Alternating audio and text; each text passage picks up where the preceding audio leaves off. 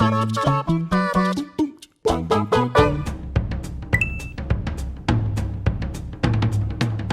this one, if we're going completely personally, this one, I know this is a contentious offering, and I know that Mr. Ewan's gonna activate with this, because for me, it's Batman Arkham Asylum's Riddler trophy collection, and it's not that I didn't love collecting the trophies, it's just that I thought there'd be something else at the end of it, and like, you know, the whole time you're going through it, thinking, well, I'm getting all these trophies, I'm going after the Riddler. I love Riddler as well as a villain. He's like my second favorite Batman villain after Mr. Freeze, and I was like, oh, there'll be some cool thing at the end of it. Maybe I'm gonna find him. Maybe he's on the island as well. There's that secret cave halfway through the story, and it's, oh my god, there's so much stuff in this game. And you get to the end, and all you get is a bit of audio. He gets arrested in the background. You get a little thing where he's still taunting you on the phone, getting on the blower, and he hears the police in the background, and he's like, oh, you got me, Batman, or the police are coming, and which in itself I thought was a little bit lame. And then, because I wanted like a cutscene or something, but even then, I was in the middle of a fight when I was doing this. So like, I did the last trophy thing, and then I ran down, I flew in and started fighting some thugs, and I just had all the audio just get interrupted by all these different thugs being like, hey Batman, hey, we'll get you, and hey, don't worry about it, and whatever. And so the whole thing was a bit of a mess for me, and I'm glad that they changed it in Arkham City and everything.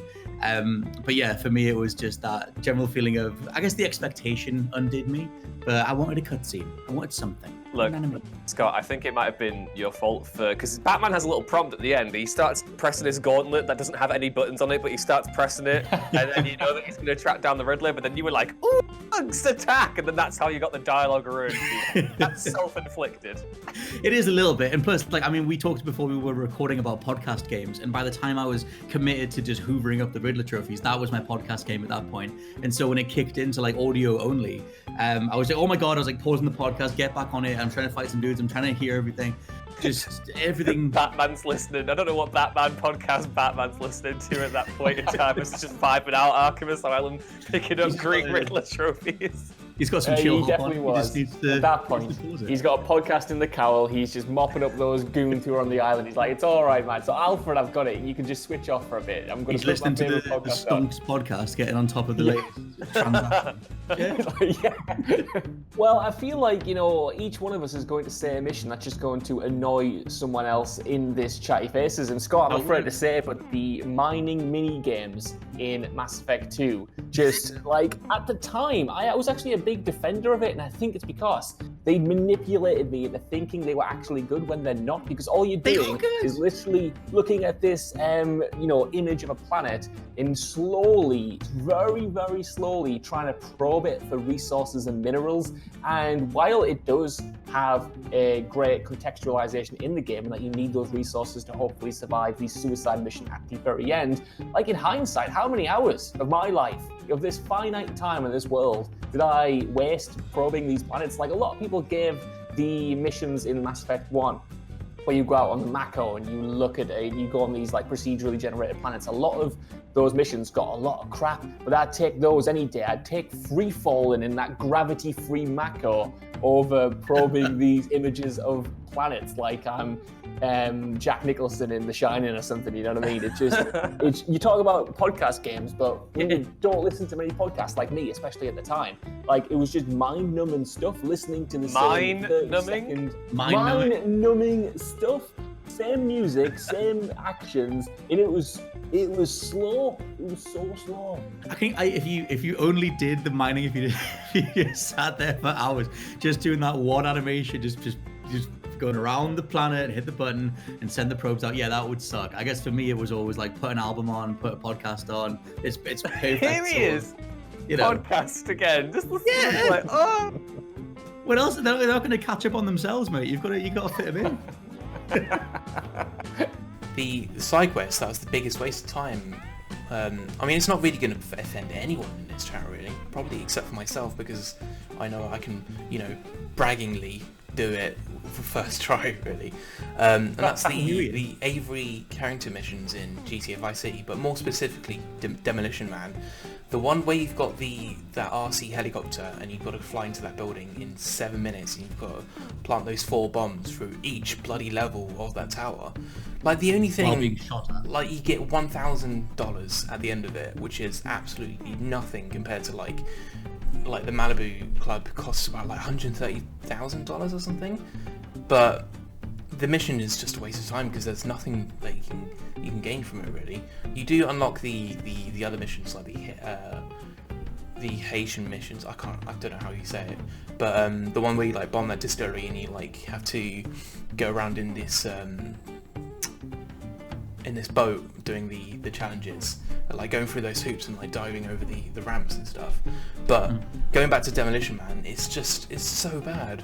It was so hard to control back in the day when you had to use the PS2 controller, but there's just like 5 different axes of like controlling that thing, and it was just impossible back in the day, especially like trying to get it done within that 7-minute time limit as well.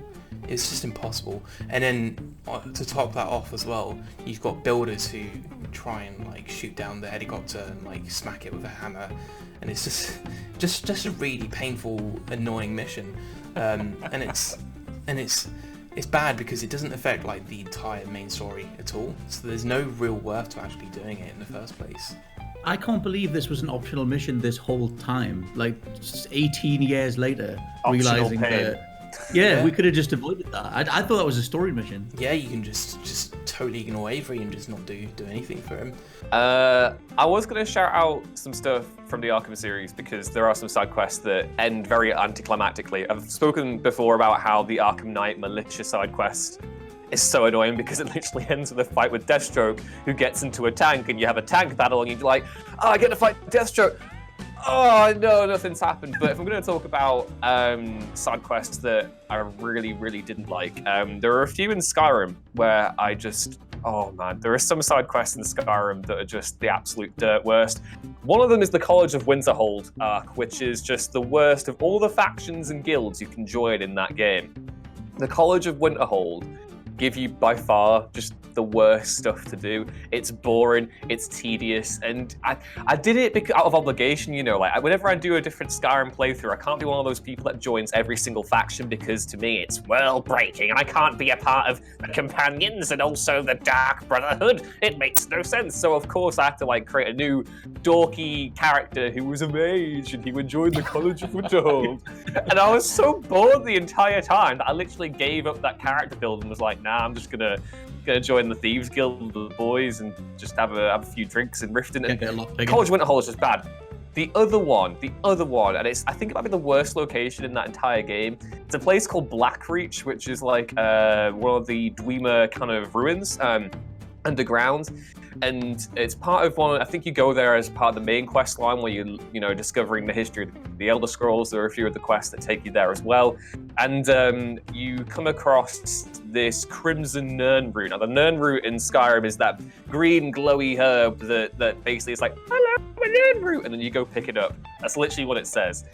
And then in this one, I forget how many Crimson nirnroots the game's like you have to get this Crimson nirnroot, and I'm like, I don't want any Crimson nirnroot. You keep your Crimson nirnroot, and it's like, oh, if you don't pick up all that Crimson nirnroot, the numbers won't go up. And I'm like, well, I do like numbers games. So then I spent God knows how long going through this crappy little ruin, fighting the Falmer, fighting the big giant dwarf mech things, and that stuff's so cool. Oh man, no, not to pick up some nirnroot, mate. It's nothing is worth some little crappy red nirnroot. And then when you've successfully gathered all the nirnroot, I might add, you then give it back to a botanist, a herbalist, an alchemist, and then they're just like, here's a little perk that I will give you that if you ever create one potion, you might have a chance of creating 2 potions. And I'm like, I just wasted all my day picking up nirnroot for you, and now all I've got is just...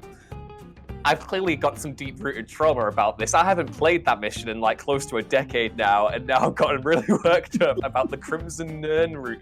Nirnroot! I'm stopping. I can't. Rooted trauma. That whole bit of like going underground, I remember thinking that was so cool, but I don't think I picked up any nirnroot at all. I think I was just enamored by the idea of like dwarven mechs. I was just walking around going, this is really cool. There's a gold one over there. Yeah, the Dwarven Ruins in that game are like the most difficult dungeons, I think. Like, obviously nothing is very difficult in Skyrim because of the quick save feature and the fact that stealth is OP as hell. But like the Dwarven traps that they have that can like take you out instantly, I didn't really vibe with them to begin with anyway. So when it came to this giant open-ended place where you've got the Chalrus as well, the big millipede-esque insect things, and there's flying Chalrus flying things that just, oh mate, Black Creature's a bad time. I really did not like it at all, one bit. And if anyone ever... Nirnroot? You want some Nirnroot? It's like, no. Next, mate.